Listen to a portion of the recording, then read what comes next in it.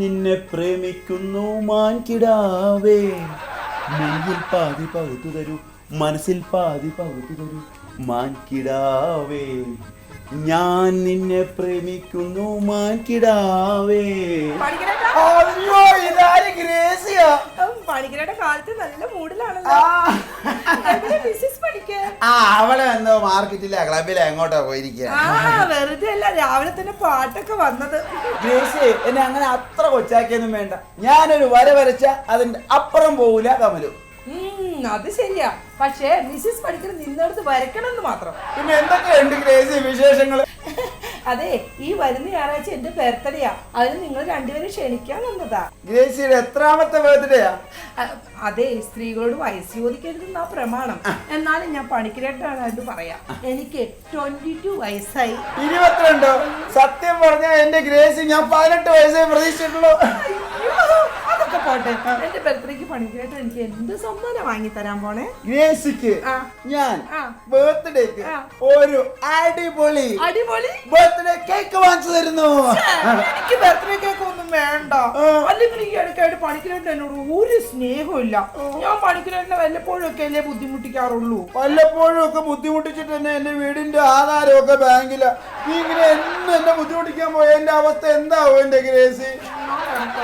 എന്നാ ഒരു കാര്യം ചെയ്യാം, കമലു അറിയാതെ നിന്റെ ബർത്ത്ഡേക്ക് ഞാനൊരു ഗിഫ്റ്റ് ആയിട്ട് 10,000 രൂപയുടെ ഒരു സാരി വാങ്ങിച്ചു തരാം.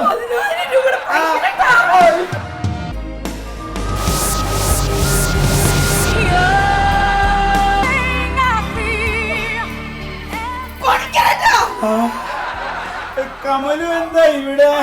അയ്യോ, ഇവിടെ മാർക്കറ്റ് വരെ വന്നപ്പം വെറുതെ ഒന്ന് കേറിയതാ.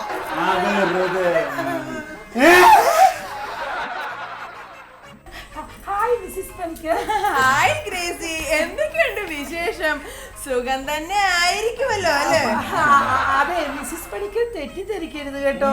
ഞാനൊന്ന് വീഴാൻ പോയപ്പോഴേ പണിക്കരായിട്ടൊന്ന് പിടിച്ചെന്ന് മാത്രമേ ഉള്ളൂ. അല്ലാതെ 10,000 രൂപയുടെ സാരി വാങ്ങിത്തരാന്ന് ഒന്നും പറഞ്ഞില്ല. അല്ല, ഇത്രയൊക്കെ പറയാൻ മാത്രം ഞാൻ ഒന്നും അങ്ങോട്ട് ചോദിച്ചില്ലല്ലോ.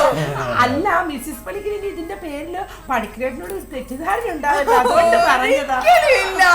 കാരണം പണിക്കരായിട്ടിന് എനിക്ക് ഭയങ്കര വിശ്വാസമാണ്.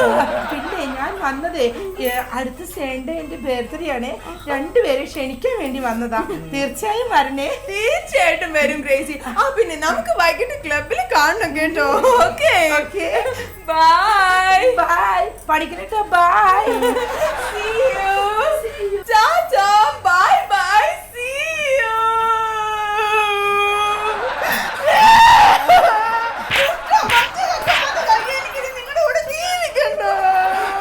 എന്റെ പൊന്നു കമലു, ഗ്രേസി ഒന്ന് സ്ലിപ്പ് ആയപ്പോ ചുമ്മാ ഒന്ന് പിടിച്ചെന്നേ ഉള്ളൂ. അല്ലെങ്കിൽ ഗ്രേസിക്ക് നിങ്ങളെ കാണുമ്പോ ഇത്തിരി സ്ലിപ്പിംഗ് കൂടുതലാണല്ലോ. അങ്ങനെ ചുമ്മാ പിടിച്ചതാണെങ്കിൽ ടൈറ്റാനിക്കിലെ ജാക്കിന്റെ റോസിനെ കെട്ടിപ്പിടിച്ചോണ്ട് നിന്ന് എന്തിനാ? എനിക്ക് എല്ലാം മനസ്സിലായി. ഞാൻ ഇനി ഒരു നിമിഷം പോലും ഇവിടെ നിൽക്കുന്നില്ല. ഞാൻ എന്റെ വീട്ടിലേക്ക് പോവാ. അവിടെ ചെന്നിട്ട് എന്റെ ആങ്ങളെ വിളിച്ചോണ്ട് പറയും. അവനെ അറിയാലോ, റൗഡിയാ റൗഡി. ഓ, നിന്റെ ആങ്ങളെയാണോ? അവൻ വന്നാ എന്നെ ഒരു ചുക്ക് ചെയ്യാൻ പോണില്ല.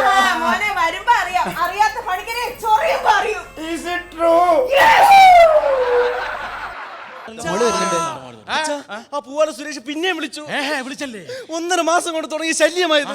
ഇന്ന് അവന്റെ ശല്യം ഞാൻ അവസാനിപ്പിക്കുമ്പോ. എന്റെ പൊന്നു മനുഷ്യ, നമ്മുടെ മോളെ ഇങ്ങനെ ശല്യം ചെയ്യുന്നു പറയുമ്പോഴത്തേക്കും നിങ്ങൾക്ക് എന്തെങ്കിലും ചെയ്തുകൂടെ? നിങ്ങൾക്ക് ആ മെഴുകുതിരി വാസുവിനെ ഒന്ന് വിളിച്ചുകൂടെ? നമ്മൾ അനന്തവനെ? അതെ, അനന്തവനെ വിളിക്കാൻ.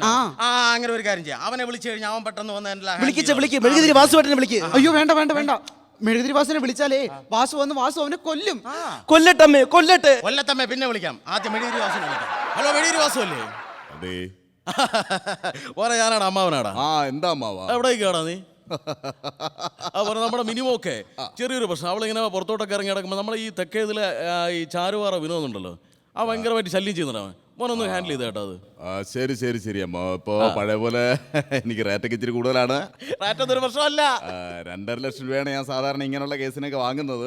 അമ്മാവനായതുകൊണ്ട് 1.5 ലക്ഷം രൂപ തന്നാ മതി. 1.5 ലക്ഷം ഒന്നും എനിക്കൊരു പ്രശ്നമുള്ള കാര്യമല്ല. നീ ഒന്ന് ഹാൻഡിൽ ചെയ്തേ അന്ന്. ഓക്കെ അമ്മാവാ. അവന്റെ ശല്യം തീർത്ത് 11 മണിക്കെത്തും. മതി. ഓക്കേടാ വെച്ചോ. അപ്പൊ മെഴുകുതിരി വാസം അവന്റെ ശല്യം തീർത്ത് രാവിലെ 11 മണിക്ക് ഇവിടെ എത്തും. മോളെ, മോക്കിന് ധൈര്യമായിട്ട് പുറത്തിറങ്ങി കിടക്കാം. ആരെയും പേടിക്കണ്ട, ധൈര്യമായിട്ട് കിടക്കാം. പോക്കോ. ആ അതെ പറഞ്ഞേ ദേ അച്ഛാ ഈ മൊബൈലിലോട്ടൊന്ന് നോക്കിക്കേ. ഇപ്പൊ നോക്കി ഇങ്ങോട്ട് നോക്കിയേ. ഒരു മിസ് കോൾ ഇല്ല, ഒരു റിസീവ്ഡ് കോൾ ഇല്ല, പോട്ടെ ഒരു SMS പോലും ഇല്ല. അപ്പൊ നമ്മളെ കാര്യം വിജയിച്ചിരിക്കുന്ന മെഴീരി വാസു അവന്റെ പണി തീർത്തു. പണി 11 അവനെ വെത്താനുള്ള സമയം ആയെന്നാണ് തോന്നുന്നത്. മോളെ കഥ ഒന്ന് തുറന്നു കൊടുത്തേ.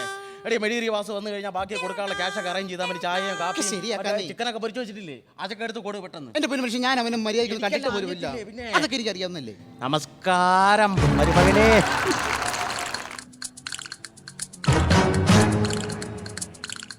അപ്പൊ നീ അവന്റെ പണി തീർത്ത് കാണും. എന്റെ മോക്ക് ഇനി ഒരു ശല്യം ഉണ്ടാവത്തില്ലല്ലേ? പറഞ്ഞ ജോലി കൃത്യമായി ചെയ്തു കഴിഞ്ഞു. അപ്പൊ നീ അവനെ തട്ടിക്കാണും. വല്ല കേസെങ്ങാനും? ഇല്ല, വാസു ഇടപെടുന്ന ഒന്നും നിങ്ങൾക്ക് ഒരു പ്രശ്നവുമില്ല, കേസുമില്ല. അപ്പൊ ഇനി അവൻ മേലാൽ എന്റെ മോളെ ഫോൺ വിളിച്ച് ശല്യം ചെയ്യത്തില്ല. ചെയ്യില്ല. ആഹാ. അവൻ ഇനി നിന്നെ വിളിക്കില്ല. അപ്പൊ നീ അവന്റെ വലത് കൈ വെട്ടിക്കാണും അല്ലേടാ? വലത് കൈ വെട്ടിയാൽ ഇടത് കൈ കൊണ്ട് അവന് വിളിച്ചൂടെ? അപ്പൊ നീ അവന്റെ കാല് വെട്ടിക്കാണും അല്ലേടാ? കാല് വെട്ടിയാൽ നിലത്തിരുന്നവന് ഫോൺ ചെയ്തൂടെ? അപ്പൊ നീ അവന്റെ നാക്ക് ചവിട്ടി പിഴുതു കാണും. നാക്ക് പിടിതാൽ അവൻ SMS അയച്ചൂടെ? മിസ് കോൾ ചെയ്തൂടെ? അപ്പൊ നീ അവന്റെ നടു ചവിട്ടി തളത്തി കാണും. ഇല്ല, അത്തരം വൃത്തികെട്ട പരിപാടികളൊന്നും ഞാൻ ചെയ്യാറില്ല. പിന്നെ നീ എന്ത് ചെയ്ത്? ഊരി, ഞാൻ ഊരി. ഊരി അത് മതി. ഊരി അത് മതി. അവന്റെ വാരിയിൽ ഊരി. അതൊക്കെ പോട്ടെ. വാരിയല്ലാണോ ഊരിയത്, നട്ടല്ലാണോ ഊരിയത്? ഇല്ലമ്മാവാ, അവന്റെ മൊബൈലിലെ സിം കാർഡ് ഞാൻ ഊരി. ഇനി അവൻ എങ്ങനെ വിളിക്കും?